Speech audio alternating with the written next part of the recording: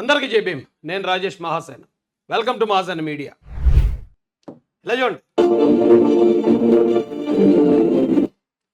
విగ్రహం face cut కూడా అంబేద్కర్ గారి ఫేస్ కట్లో లేదు.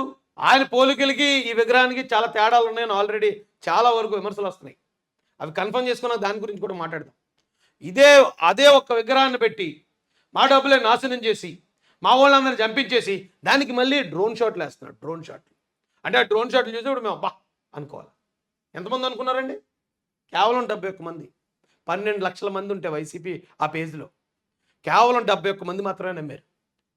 జగన్ని ఆ పేజీలోనే చీకొడుతున్నారు వాళ్ళు.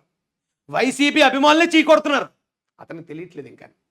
డబ్బులు ఉన్నాయి కదా, ఎలాగ కొత్త వాళ్ళని పెట్టాను నేను, డబ్బులు ఖర్చు పెట్టే వాళ్ళని, వాళ్ళు ఓటుకు 5,000 10,000 ఇచ్చేస్తారు, అలాగన్నా నెగ్గేయచ్చు అనేదో చిన్న ఆశలో ఉన్నాడు.